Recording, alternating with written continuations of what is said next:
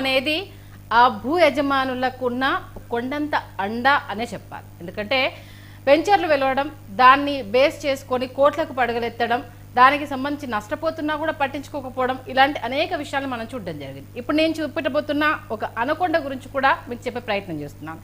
Sun Risers infra సిరివనం గురించి మీ ముందుకు news 360 తీసుకొచ్చే ప్రయత్నం చేస్తుంది.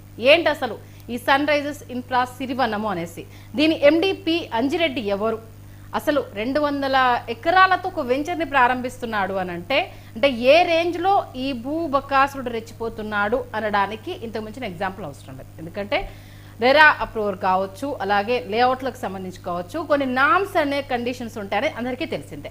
వాటన్నింటినీ పక్కన పెట్టి ఈ మధ్యకాలంలో చూసుకుంటే రియల్టర్లు అందరూ ఒక మాఫియాగా ఏర్పడి వాళ్లకు నచ్చినట్టుగా వాళ్ళ నామ్స్లో, వాళ్ళ కండిషన్స్లో కస్టమర్లను ఎట్ల బురుడి కొట్టిస్తున్నారు.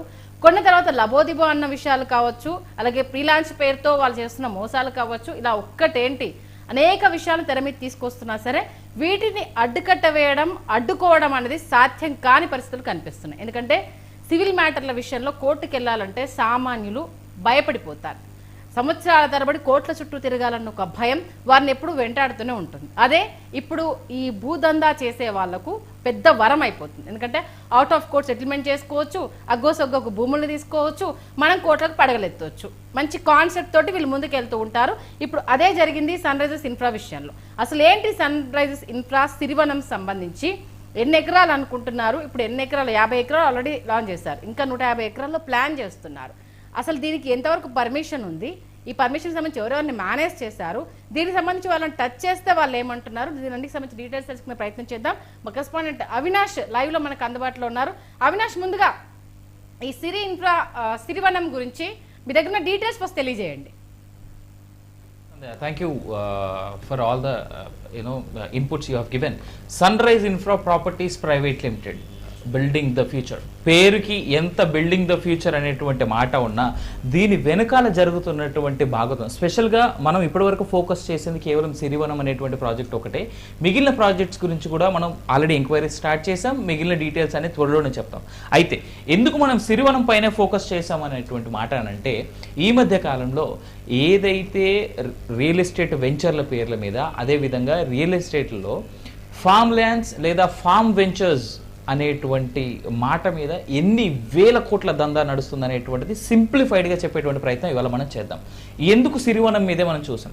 యాక్చువల్గా ఇక్కడ మనం వీళ్ళ బ్రోచర్ కానీ వీళ్ళ వెబ్సైట్లో కానీ మనం చూసుకుంటే సిరివనం నేచర్స్ అనేటువంటి పేరు పెట్టి వాళ్ళు పటాన్చేరు అనేటువంటి పేరు మీద దీన్ని అమ్ముతున్నారు. కానీ యాక్చువల్లీ ప్రాజెక్ట్ ఎక్కడ ఉంది? గూగుల్ మ్యాప్స్ ప్రకారం నేను చూపెట్టే కంటే ముందు వీళ్ళ వెబ్సైట్లో ఇచ్చినటువంటి లొకేషన్, మ్యాప్ లొకేషన్ ఎక్కడ? చిద్రుప్ప చెరువు. చిద్రుప్ప నుంచి పటాన్ చెరువు నుంచి సిరివనం చిద్రుప్పలో ఉన్నటువంటి ఈ యొక్క వెంచర్కి డిస్టెన్స్ 20 కిలోమీటర్లు, 44 నిమిషాల డ్రైవ్. కానీ వాళ్ళు ఇస్తున్నటువంటి మాట ఏంటి? పటాన్ చెరువు అనేటువంటి పేరు మీదే అమ్ముతున్నారు. అంటే మొదటగా ఇచ్చినటువంటి బ్రోచరు ప్లస్ లొకేషన్తోనే ప్రజలని మోసం చేయడం మొదలెట్టింది సన్ రైజ్ ఇన్ఫ్రా అనేటువంటి సంస్థ. పటాన్ చెరువు నుంచి చిద్రుప్ప అనేటువంటి విలేజ్, చిద్రుప్ప ఆరుట్ల, ఈ 2 విలేజెస్లోనే ఈ యొక్క 250 ఎకరాల యొక్క వెంచర్ నడుస్తూ ఉంది. ఈ 250 ఎకరాల వెంచర్ పటాన్ చెరువు నుంచి 20 కిలోమీటర్లు, అదే ఓఆర్ఆర్ మీరుగా నేషనల్ హైవే పైగా వస్తే 26 కిలోమీటర్లు వస్తుంది. అయితే ఈ గూగుల్ మ్యాప్ ఇలాగే ఓపెన్ చేసి ఒక చిన్న డిఫరెన్స్ నేను చెప్తా. వీళ్ళ వెంచరు ప్లస్ హెచ్ఎండిఏ మ్యాప్ ఏం చెప్తుంది అనేటువంటిది. ఈ చిద్రుప్ప విలేజ్కి ఆనుకొని ఇక్కడ ఒక నాలా అనేటువంటి ఇది ఒక చిన్న కాలువ ఇలా పాస్ అవుతుంది కదా. ఇది ఎక్కడి నుంచి వచ్చింది ఈ చిన్న కాలువ అనంటే మంజీరా నదికి ఉపనది ఇది. యాక్చువల్గా ఇది మంజీరా నది. ఈ మంజీరా నది నుంచి ఉపనదిగా వచ్చినటువంటిది ఇది. దీన్ని ఎంత తెలివిగా వీళ్ళ యొక్క ప్రాజెక్ట్ కోసం దీన్ని ఎంత తెలివిగా గూగుల్లో చిన్న నాలా అని చెప్పి చేసుకున్నారనేటువంటి క్లియర్ కనిపిస్తుంది కదా. హెచ్ఎండిఏ వాళ్ళు ఇచ్చినటువంటి ఈ సంగారెడ్డి జిల్లాకి సంబంధించినటువంటి ఈ మ్యాప్లో ఈ చిదురుప్ప అనేటువంటి విలేజ్ పక్కన మనం నాలాగా చూసినటువంటిది ఇది యాక్చువల్గా హెచ్ఎండిఏ మ్యాప్ ప్రకారం ఏముంది తెలుసా? నక్కవాగు. ఒక వాగు పేరు క్లియర్గా మార్చేసి కేవలం వాళ్ళకు ఉన్నటువంటి సపోర్ట్ని తీసుకొని నక్కవాగుని కేవలం వాగులాగా నాలాలాగా వాళ్ళు కన్వర్ట్ చేశారు. ఇన్ఫ్యాక్ట్ ఈ ఏరియాలో ఈ చిదురుప్ప కానీ లేదు అంటే ఇక్కడ ఉన్నటువంటి ఆరుట్ల అనేటువంటి విలేజ్ కానీ, ఈ 2 విలేజ్లు ఏది చూసుకున్నా కానీ ఇది నక్కవాగుగా పాస్ అవుతున్నటువంటి దీన్ని మంజీరా నదికి ఉపనదిగా ఉన్నటువంటి నక్కవాగునే నాలా కింద కన్వర్ట్ చేశారు. యాక్చువల్గా గూగుల్ మ్యాప్స్లో ఇవన్నీ మార్చడం చాలా ఈజీ. ఎందుకు? చాలా ఏళ్ళుగా జీమెయిల్ని వాడుతూ తర్వాత అదేవిధంగా గూగుల్ మ్యాప్స్లో రెగ్యులర్ చేంజెస్ ఎవరైతే చేస్తారో వాళ్ళ ఈమెయిల్ ఐడి నుంచి దీనికి రిప్రజెంటేషన్ రాస్తే క్లియర్గా దాని పేరు మార్చేస్తారు. గూగుల్ కూడా ఏ విధంగా మార్చింది అనేటువంటి క్లారిఫికేషన్ వాళ్ళు ఇవ్వాల్సినటువంటి అవసరం. ఎందుకు అధికారులు దీనిపైన చర్యలు తీసుకోలేదనేటువంటి వాస్తవాన్ని కూడా అధికారులు కూడా బయట పెట్టాల్సి ఉంటుంది. మొదటి తప్పిది ఎక్కడి నుంచి పటాన్ చెరు అనే పేరు చెప్పి చెదురుప్ప తర్వాత అరుట్ల అనేటువంటి ఈ విలేజ్ల దగ్గర అమ్ముతున్నటువంటిది, అంటే 20 కిలోమీటర్ల డిస్టెన్స్లో ఉన్నటువంటి పటాన్ చెరువు నుంచి ఆరుట్ల చెదురుప్పకి 20 కిలోమీటర్ల ఉన్నటువంటి డిస్టెన్స్ ఉన్నటువంటి ఈ ప్రాజెక్ట్ని కేవలం పటాన్ చెరువు పేరు మీద వీళ్ళు ఎలా అమ్ముతున్నారు అనేటువంటిది మేజర్ టాస్క్ ఇక్కడ. దీని తర్వాత మీరు చెప్పినట్టుగా ఆల్మోస్ట్ అలా అంటే గూగుల్ మ్యాప్స్ దగ్గర నుంచి వెంచర్ వేసేంత వరకు ఎన్ని ఎకరాలు తీసుకున్నది కంప్లీట్ గా మేనేజ్ చేశారు. ఎక్కడ వీళ్ళు రూల్స్ ప్రకారం వెళ్ళినట్టయితే లేదు, అంతేనా? అంతే, ఎలాంటి క్లారిఫికేషన్స్ లేవు. ఇన్ఫాక్ట్ ఇంకొక మేజర్ విషయం చెప్పాలంటే సంధ్య, ఈ ప్రాజెక్ట్ కి సంబంధించి ఏ రకమైనటువంటి అప్రూవల్స్ లేవు. Let's say like RERA approval లేదు వీళ్ళ దగ్గర, విఐజెడ్ అప్రూవల్ లేదు, హెచ్ఎండిఏ అప్రూవల్ లేదు, యూడిఏ అప్రూవల్ లేదు, టీజీఐఐసి అప్రూవల్ లేదు. ఎలాంటి అప్రూవల్స్ లేకుండా వీళ్ళు క్లియర్గా నడుస్తూ ఉన్నారు. ఇంకొక అన్నిటికంటే బిగ్గెస్ట్ థింగ్ ఏంటి చెప్పాలా, రేరా అప్రూవల్ ఉంది అంటూ వీళ్ళ దగ్గర ఉన్నటువంటి బ్రోచర్ మనం ఆల్రెడీ మన స్క్రీన్ పైన ఇందాక కూడా వేసాము.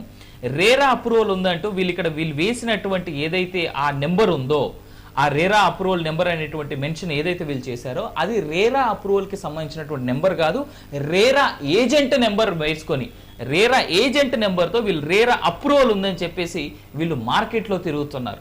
అంటే అవినాష్, రేరా రూల్స్ ఏం చెప్తున్నాయి? ఎందుకంటే మీరు రేరా రూల్స్ గురించి వెళ్తున్నారు కాబట్టి, అంటే ఒక వెంచర్ విషయంలో ఎలా అప్రోచ్ అవ్వాలి, రేరా రూల్స్ ఏ ప్రకారంగా ఉన్నాయి, వీళ్ళు ఎలా తుంగలో తొక్కారు, దాని గురించి ఏమైనా చెప్పే ప్రయత్నం చేస్తారా?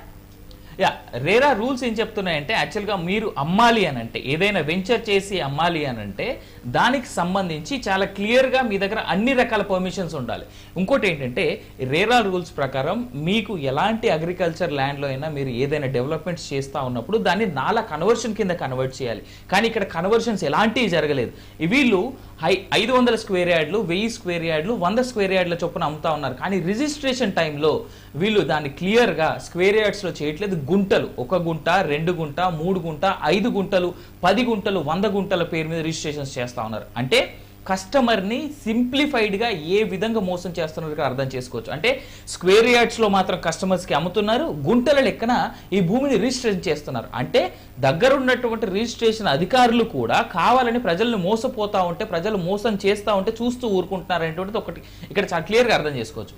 ఇంకోటి ఏంటంటే, ఇక్కడ వీళ్ళ వెబ్సైట్లో, అఫీషియల్ వెబ్సైట్లో మనం కాస్త కిందికి వచ్చేస్తే ఈ వెబ్సైట్లో ఎక్కడెక్కడ plots available, online plot availability అని ఉంది కదా, ఈ అవైలబిలిటీ ఉన్నటువంటి ప్లాట్లో నేను ఒక చిన్న విషయం చెప్తాను. ఆల్రెడీ మనం స్క్రీన్ పైన ఈ ప్రస్తుత వెంచర్ ఏ విధంగా ఉంది అనేటువంటి వీడియోస్ మనం టెలికాస్ట్ చేస్తా ఉన్నాం కదా. ఉన్నటువంటి రూల్స్ ప్రకారం, హెచ్ఎండిఏ రూల్స్ ప్రకారం కావచ్చు లేదా రేరా రూల్స్ ప్రకారం, ఒక వెంచర్లో దాన్ని అమ్మాలి లేదా ఆ వెంచర్లో ల్యాండ్ కొనాలి అని అంటే ముందు వీళ్ళు చేయాల్సింది ఏంటంటే ఇంటర్నల్ డెవలప్మెంట్, తర్వాత ఎక్స్టర్నల్ డెవలప్మెంట్ అనేటువంటి చేసి హెచ్ఎండి అప్రూవల్స్ అన్ని తీసుకున్న తర్వాత అమ్మాలి. ఇంటర్నల్ డెవలప్ అంటే ఏంటి? దాంట్లో బీటీ రోడ్లు వేయడం, తర్వాత ఫుట్పాత్లో నిర్మించడం, అదేవిధంగా చిన్న చిన్న గ్రీనరీ పెట్టడం, లైట్స్, స్ట్రీట్ లైట్స్ పెట్టడం, సీవరేజ్ ప్లానింగ్ ఉండడం, ఇవన్నీ చేయాలి. ఇవి ఇంటర్నల్ డెవలప్మెంట్స్. ఇక ఎక్స్టర్నల్ డెవలప్మెంట్స్కి వద్దాం. 250 ఎకరాలు, అంటే వీళ్ళ బ్రౌచర్ ప్రకారం ప్రస్తుతానికి వీళ్ళు 100 ఎకరాల పైచిలకు అమ్ముతా ఉన్నారు. ఇక్కడ చాలా క్లియర్గా చూడొచ్చు. 100 ఎకర్స్ అనేటువంటిది ఈ Patancheru Sirivanam 100 acres mega gated community అని వీళ్ళు అమ్ముతా ఉన్నారు కదా. ఈ 100 ఎకర్స్ మెగా గేటెడ్ కమ్యూనిటీకి ఎక్స్టర్నల్ డెవలప్మెంట్స్ కింద ఈ యొక్క ప్రాజెక్ట్కి వెళ్ళడానికి ఖచ్చితమైనటువంటి రోడ్డు ఉండాలి. ఆ రోడ్డు ఖచ్చితంగా బీటీ రోడ్ అని అయి ఉండాలి, లేదా కనీసం డాంబర్ రోడ్డు 40 ఫీట్ రోడ్ అయినా ఖచ్చితంగా అయి ఉండాలి. అదేవిధంగా దీనికి సంబంధించి సపరేట్గా ట్రాన్స్ఫార్మర్స్ ఉండాలి, తర్వాత సీవేజ్ లైన్ పూర్తిగా ఉండాలి. ఇదే కాకుండా ఈ ప్రాజెక్ట్ ఇంటర్నల్గా కూడా సీవేజ్ క్లియరెన్స్ ఏదైతే దానికి ప్రాసెసింగ్ ఉంటుందో సీవేజ్ ప్రాసెసింగ్ యూనిట్ అనేటువంటిది ఉండాలి. కానీ ఎలాంటివి లేవు. వీళ్ళ వెబ్సైట్లో వీళ్ళు ఈ ప్రాజెక్ట్ కోసం ప్రామిస్ చేస్తున్న దాని ప్రకారం గ్రాండ్ ఎంట్రన్స్ గేట్వే అని చెప్పేసి ఉన్నది.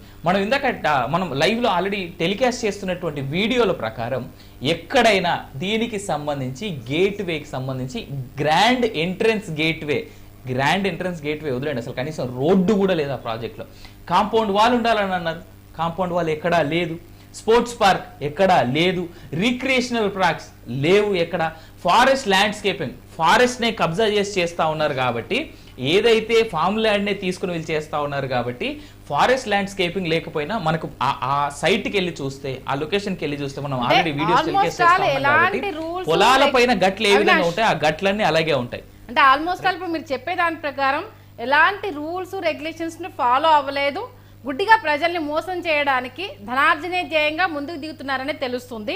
మరి ఈ సిరివనము ఏ ఇయర్ లో స్టార్ట్ అయింది, వీళ్ళు అనుకున్న అమౌంట్ ఎంత, రావాలనుకుంటున్న అమౌంట్ ఎంత, ఎన్ని కోట్ల మాయ జరగబోతోంది, దీనికి సంబంధించి ఒక్కసారి రైట్ సంధ్య, ఇక్కడ ఇది ప్రస్తుతం ఉన్నటువంటి గవర్నమెంట్ రాకముందే మొదలైనటువంటి ప్రాజెక్ట్ ఇది సిరివనం అనేది. దీంట్లో చాలా పెద్ద తలకాయలు ఉన్నాయనేటువంటి అంశం మనం క్లియర్గా అర్థం చేసుకోవచ్చు. ఎందుకంటే గత ప్రభుత్వం ఏదైతే బీఆర్ఎస్ ప్రభుత్వం ఉందో ఆ టైంలోనే వీళ్ళు రైతుల దగ్గర ల్యాండ్స్ కొని దాన్ని కన్వర్ట్ చేయకుండా విలేజ్ అధికారులని, అదేవిధంగా సంగారెడ్డి జిల్లాలో ఉన్నటువంటి మిగిలినటువంటి అధికారులు మేనేజ్ చేసుకొని తెచ్చుకొని చేస్తున్నటువంటి రిజిస్ట్రేషన్స్ ఇవన్నీ. ఇప్పటి వరకు వీళ్ళ అఫీషియల్ వెబ్సైట్ ప్రకారం, మీరు అడిగిన దానికి నేను సమాధానం చెప్తా. మీ అఫీషియల్ వెబ్సైట్ ప్రకారం మనం క్లియర్గా చూసుకోవచ్చు, 203 ప్లాట్లు అలాట్ అయ్యి ఉన్నాయి, ఇంకా 244 ప్లాట్లు అవైలబుల్గా ఉన్నాయి అమ్మడానికి. కేవలం 16 మాత్రమే రిజిస్టర్డ్ అనేటువంటి చూపిస్తా ఉన్నారు. అంటే అలాట్ అయ్యి ఉన్నాయి అని అంటే ఎంతో కొంత అడ్వాన్స్ తీసుకునే ఉండుంటారుగా వాళ్ళ దగ్గర. రిజిస్ట్రేషన్ 16 అయ్యాయి అని అంటే వీళ్ళ అఫీషియల్ లెక్కల ప్రకారం, వీళ్ళ లెక్కల ప్రకారం మనం చూస్తాం ఆ 16 ఏ విధంగా వీళ్ళు రిజిస్టర్ చేశారు అనేటువంటి దానికి ఆ యొక్క వెబ్సైట్ లేదా ఈ యొక్క సంస్థ వాళ్ళే క్లియర్గా చెప్పాల్సినటువంటి అంశం. ఈ రకంగా గ్రాండ్ ఎంట్రెన్స్ ఆర్చ్ అనేటువంటి మాట వీళ్ళు ప్రామిస్ చేశారు కదా, ఎక్కడ ఉంది ఈ గ్రాండ్ ఎంట్రెన్స్ అనేటువంటిది? కాంపౌండ్ వాల్ ఇప్పటివరకు కట్టినటువంటి దాఖలాలు లేవు.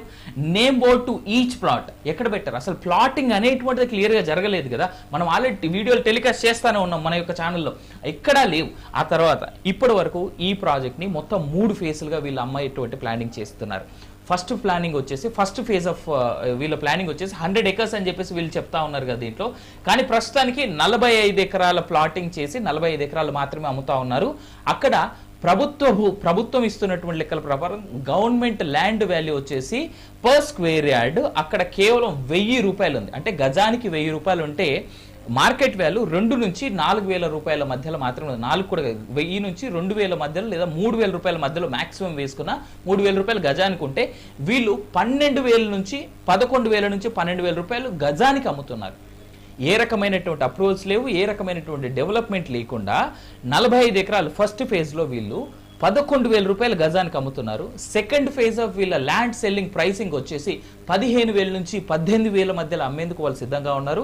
అదే విధంగా third phase of this project వచ్చేసి 20,000 పైచీలకు రూపాయలు పెట్టి, ఇక్కడ ప్రభుత్వ వాల్యూ 1000 రూపాయలు ఉన్నటువంటి ఆ స్థలాన్ని 20,000 రూపాయలు పెట్టి పర్ స్క్వేర్ యార్డ్ కింద అమ్మేందుకు వీళ్ళు సిద్ధంగా ఉన్నారు. పటాన్ చెరువు నుంచి దాదాపు 26 కిలోమీటర్లు, 20 నుంచి 26 కిలోమీటర్ల దూరంలో ఉన్నటువంటి ఈ స్థలానికి ఎలాంటి అప్రూవల్స్ లేని హెచ్ఎండిఏ కానీ, రేరా కానీ, లేదా యూడిఏ కానీ, టీజీఐఐసి కానీ, విఐజెడ్ ఎలాంటి అప్రూవల్స్ లేనటువంటి ఈ సంస్థ ఈ వెంచర్లో 20,000 రూపాయల వరకు రేటు పెంచి వీళ్ళు అమ్మదలుచుకున్నారంటే అంటే ప్రజలని ఏ విధంగా మోసం చేయదలుచుకున్నారు? అవినాష్, మీరు ఓన్లీ అంటే వాళ్ళు ఇప్పుడు కొన్నారు ఆ పర్పస్ లో మీరు చెప్తున్నారు, కానీ అంటే అసైన్డ్ భూములు కావచ్చు, మళ్ళీ దీంట్లో ఇంకో కోణం ప్రభుత్వ భూములను ఇంక్లూడ్ చేసిన విషయాన్ని బయటికి తీస్తే మళ్ళీ అదొక నేరం అవుతుంది కదా. ఆ విషయానికి సంబంధించి అంటే ఈ కొన్న 200 ఎకరాలు నిజంగానే ఫామ్ ల్యాండే తీసుకున్నారా, అసైన్డ్ భూమి లేదా, ప్రభుత్వానికి సంబంధించిన ఒక గుంట భూమి కూడా అందులో లేదా? సంధ్య, ఇక్కడ చాలా ఇంట్రెస్టింగ్ క్వశ్చన్ అడిగారు మీరు. 2 విలేజ్ల మధ్యలో జరుగుతున్నటువంటి ప్రాజెక్ట్ ఇది. నేను చాలా క్లియర్గా మళ్ళీ ఒకసారి చూపిస్తాను. చిదురుప్ప విలేజ్, అదే విధంగా ఈ ఆరుట్ల, ఈ చిదురుప్ప ఆరుట్ల అనేటువంటి ఈ 2 విలేజ్ల మధ్యలో జరుగుతున్నటువంటి ప్రాజెక్ట్ ఇది. అయితే ఈ 2 ప్రాజెక్టులో ఈ 2 విలేజ్ల మధ్య జరుగుతున్న దాంట్లో అసైన్డ్ భూమి ఉంది, అదే విధంగా ప్రభుత్వ భూమి కూడా ఉంది. వీళ్ళు ఆరుట్ల విలేజ్ దగ్గర ఏదైతే సర్వే నెంబర్స్ ఉన్నాయో 174 అనేటువంటి సర్వే నెంబర్ ఉందో ఆ సర్వే నెంబర్ ప్రకారం అది అసైన్డ్ భూమి. 174 ఆరుట్ల అనేటువంటి విలేజ్ దగ్గర ఉన్నటువంటిది అసైన్డ్ భూమి. ఆ అసైన్డ్ భూమి నుంచి వాళ్ళు క్లియర్గా రోడ్డు వేయడం జరిగింది. అసైన్డ్ భూమికి సంబంధించి కానీ లేదా ప్రభుత్వ భూమి నుంచి కానీ కబ్జా చేసి ఏ విధంగా చర్యలు చేసినా కానీ, అంటే దాన్ని కబ్జా చేసేటువంటి ప్రయత్నం కానీ ఆ ల్యాండ్ నుంచి ఏదైనా రోడ్డు వేసినా కానీ అది క్లియర్గా చట్టరీత్యా నేరమై వాళ్ళని క్రిమినల్ కేసులు పెట్టేటువంటి ఆస్కారం కూడా ఉంది. ఇది ఆరుట్లకు సంబంధించి. ఇక చిదురుప్ప అనేటువంటి విలేజ్లో ఏదైతే ఈ చిదురుప్ప అనేటువంటి విలేజ్ ఉందో దీంట్లో 459, 461 అనేటువంటి సర్వే నెంబర్ల ప్రకారం అది ప్రోహిబిటెడ్ ల్యాండ్. ప్రోహిబిటెడ్ ల్యాండ్ వీళ్ళు ఏ రకంగా వెంచర్ చేసి అమ్ముతున్నారు, ఈ అంశానికి సంబంధించి ప్రభుత్వం ఇప్పటివరకు ఎందుకు స్పందించలేదు, లేదా హెచ్ఎండి అధికారులు కానీ రేరా అధికారులు కానీ ఎందుకు స్పందించలేదు? ఇక్కడ క్లియర్గా అంటే ఒకవైపు అసైన్డ్ భూముల్ని, ఓవైపు ప్రభుత్వ భూముల్ని, ఇంకోవైపు ప్రోహిబిటెడ్ ల్యాండ్స్. మీకు ప్రోహిబిటెడ్ ల్యాండ్స్ అనేటువంటి ఒక వెబ్సైట్ ఉంటుంది. ఆ వెబ్సైట్ తెలంగాణ స్టేట్కి సంబంధించి, ఆ తెలంగాణ స్టేట్ వెబ్సైట్లో ప్రోహిబిటెడ్ ల్యాండ్స్ అని లిస్ట్ కొడితే చిదురుప్ప విలేజ్కి సంబంధించి 459, 461 అనేటువంటి సర్వే నెంబర్స్తో క్లియర్గా లిస్ట్ వస్తుంది. అవి ఉన్నప్పటికీ కూడా ఇప్పటివరకు అధికారులు ప్రయత్నం చేద్దాం. చాలా విషయాలు డిస్కస్ చేయాల్సి ఉంది. మీరు చెప్పిన దాని ప్రకారం అటు ప్రభుత్వ భూములతో పాటు ప్రజల్ని మోసం చేస్తున్నారు, ప్రభుత్వానికి రావాల్సిన అమౌంట్ విషయంలో కూడా వీళ్ళు మ్యానిపులేట్ చేస్తున్నారు. చాలా క్లియర్ కట్గా అన్ని విషయాలు తెలుస్తున్నాయి. ఇంకా ఇన్డెప్త్ అనాలిసిస్లోకి వెళ్దాం ఒక చిన్న బ్రేక్ తర్వాత. చూస్తున్నారు కదా సన్ రైజ్ ఇన్ఫ్రాకు సంబంధించి సామాన్యులే టార్గెట్గా ఎలాంటి భూ కుంభకోణానికి తెరతీస్తున్నారో 2000 కోట్లే టార్గెట్గా సామాన్యులకు అక్కడ ఉన్న రేటు ఒకటి, వాళ్ళు అమ్ముతున్న రేట్ ఒకటి, ఇంకా ఏమేం మోసాలు జరిగాయి డీటెయిల్స్ తెలుసుకునే ప్రయత్నం చేద్దాం. చిన్న బ్రేక్ తీసుకుందాం. Stay with us.